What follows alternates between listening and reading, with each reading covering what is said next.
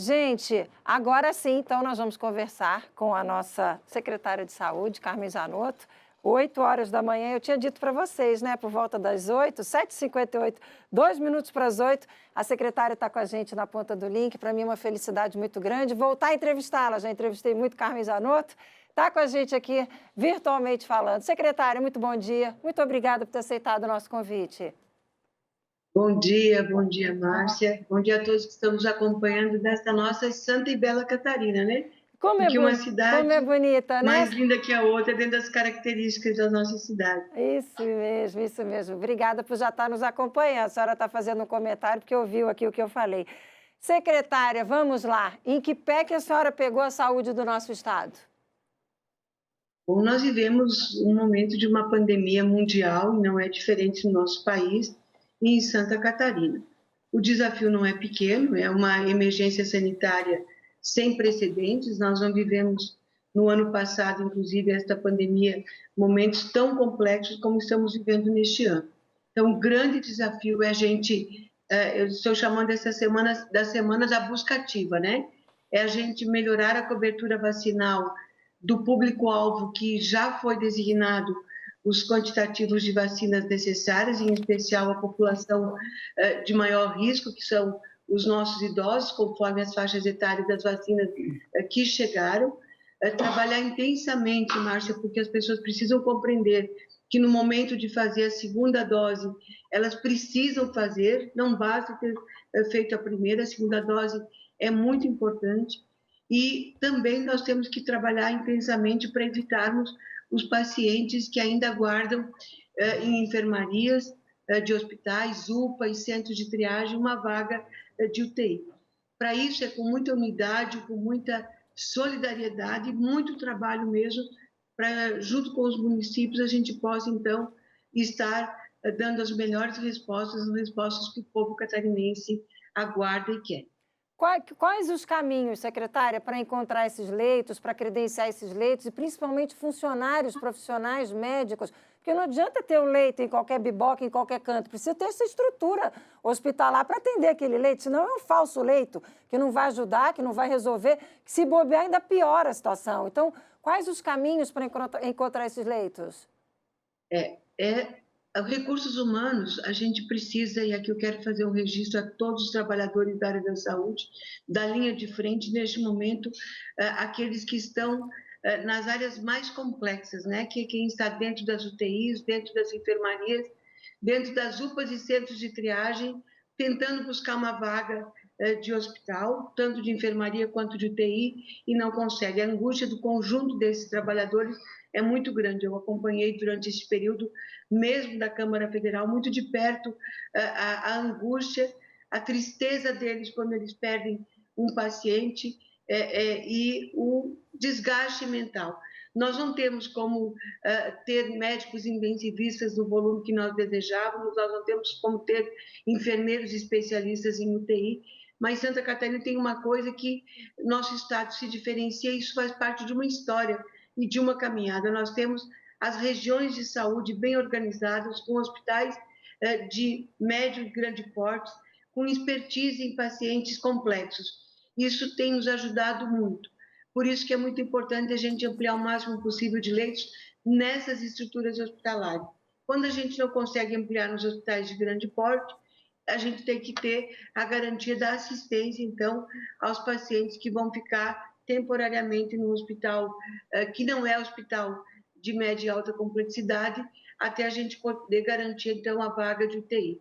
Nós, neste final de semana, conseguimos, junto ao Ministério da Saúde, mais 30 respiradores, também com a desativação dos serviços de Chapecó, de lá, aqueles respiradores que tinham sido doados pelo Ministério da Saúde, com mais alguns equipamentos que estão sendo cedidos pelo município de Chapecó, nós estamos concluindo uma distribuição rápida para aqueles hospitais que têm capacidade imediata de ativar os leitos.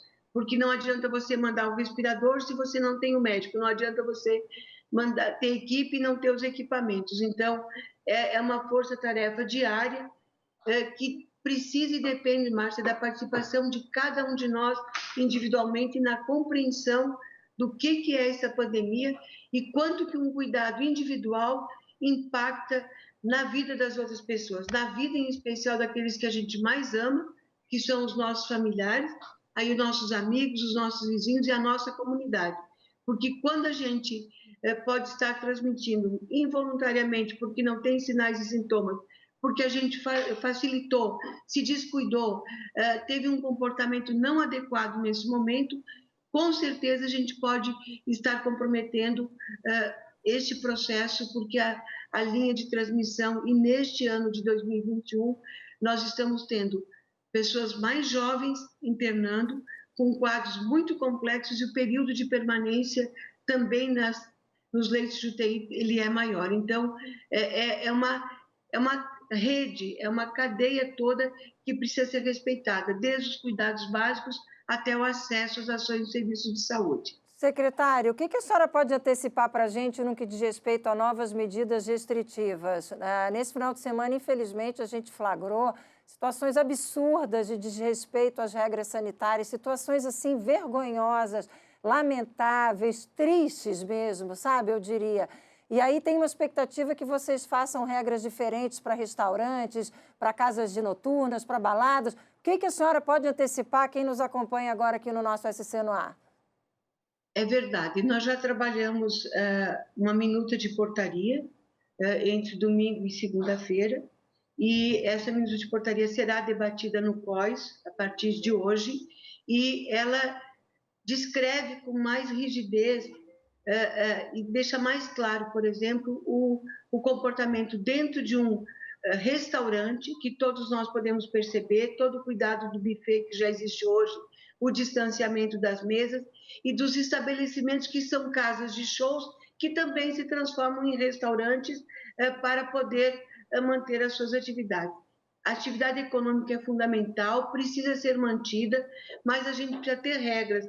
Eu não posso ter um restaurante que se transforma numa casa ou numa festa, e aí esta festa, com aquele número de pessoas que a gente viu, e essas imagens rodaram o país como um todo, as pessoas muito próximas e de máscara. Por isso que esta minuta de portaria está sendo discutida a partir de hoje no COIS. Mas o que a senhora pode antecipar? Quando é que a senhora acredita que essas medidas vão começar a entrar em vigor? Já para o próximo final de semana, por exemplo? Essas medidas, elas fazem parte, Márcia, de uma portaria. Então, ela não precisa da alteração do decreto que está em vigor e que foi renovado no último final de semana com relação às regras para os estabelecimentos. Então, esta portaria deverá estar sendo publicada até quarta-feira. Mas, com certeza, há mais rigor para esse tipo de restaurante que se disfarça de restaurante para fazer balada com aquelas imagens irresponsáveis que a gente mostrou aqui, né? Exatamente nesse sentido. Tem música, mas a gente, se é uma casa, um restaurante que se transforma, ou uma casa de shows que se transforma num restaurante, vai ter que seguir algumas normas mais rígidas e para o cuidado de quem trabalha no estabelecimento e das pessoas que frequentam o estabelecimento. A gente precisa compreender, não importa se a gente é mais jovem ou é mais maduro, mais idoso. O jovem pode contaminar o idoso e o jovem também pode ter a necessidade de um leito de UTI e seu quadro clínico complicar. Este momento que nós estamos, no mês de abril ainda, ele é muito intenso nos riscos desta pandemia. E todos nós precisamos lembrar que é uma pandemia muito diferente de tudo aquilo que nós já vivemos, como vivemos lá atrás. Eu estava aqui na Secretaria de Estado da Saúde, a influenza H1N1. O comportamento desse vírus, as mutações dele, as variantes que ele está apresentando, elas nos tomam de surpresa a toda hora. No final do ano passado, provavelmente, quando a gente começou a acompanhar o estado do Amazonas, eu já chamava atenção que aquilo poderia acontecer no país, e acabou acontecendo. Então, a gente precisa acompanhar as situações e não se descuidar, porque a gente não sabe o que esta pandemia poderá nos trazer ainda de surpresas. Por isso que muita vigilância e muito cuidado. Secretária, vamos voltar a falar sobre vacinação. Tem uma expectativa grande da FECAM de conseguir mais vacinas via consórcio com o Sputnik, a vacina russa e tal. E há uma expectativa do presidente da FECAM, o prefeito Clenilton Pereira, de conversar com a senhora, inclusive, para a questão de armazenamento, distribuição. O que a senhora acha dessas iniciativas paralelas aí à questão do Ministério da Saúde? Márcia, essas iniciativas só estão acontecendo porque as compras, e isso eu digo com muita segurança e muito respeito, não se deram nos tempos adequados com relação ao quantitativo necessário para o Programa Nacional de Imunização. Lembra que a gente falava que as vacinas da Fiocruz nós poderíamos ter os primeiros lotes, né? Que era uma antecipação em dezembro, depois janeiro, e a gente teve muita dificuldade do recebimento desses lotes, tanto da Fiocruz e depois do Butantan. As compras internacionais foram muito reduzidas e a disputa é mundial pelas vacinas. Então, as iniciativas dos prefeitos, as iniciativas dos governadores de ajudar no processo de compra é muito importante. Agora a gente precisa ter vacinas, sabe? A gente quer todas as vacinas que tenham segurança e eficácia. Os municípios são qualificados, têm equipes, têm voluntários que ajudam os profissionais da área da saúde, os estudantes, na vacinação sempre que necessário, mas para a gente poder avançar mais, por exemplo, tem uma expectativa das informações que vão se consolidar agora de manhã, do quantitativo que nós deveremos estar recebendo. Se os quantitativos se confirmarem, a gente quer avançar um pouquinho mais na primeira dose, porque o que aconteceu no final de semana? As vacinas que vieram eram todas para a segunda dose. Com isso, a gente não tinha como avançar na aplicação das pessoas que estavam aguardando, que nós chamamos de D1. Conseguimos fazer um estudo interno com contatos com Brasília na quinta-noite e sexta de manhã e conseguimos distribuir do quantitativo que chegou 60 mil doses para as pessoas que poderiam ser imunizadas e que não tinham sido imunizadas ainda. Mas é uma luta diária.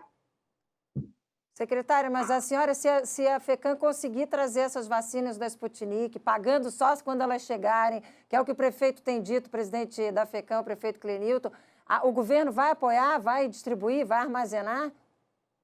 Com certeza absoluta, todas as vacinas que tenham segurança e eficácia comprovada, nós vamos dar todo o apoio, não existe a menor possibilidade de dizer que o Estado não vai, através da sua logística, através do nosso centro de distribuição, estar apoiando.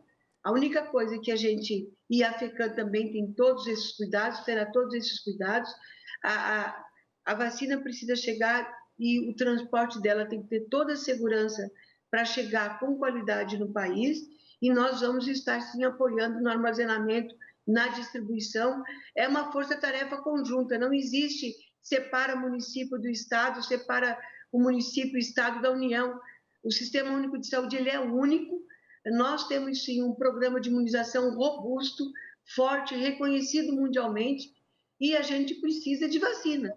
Vacinas, repito, com qualidade e segurança comprovada.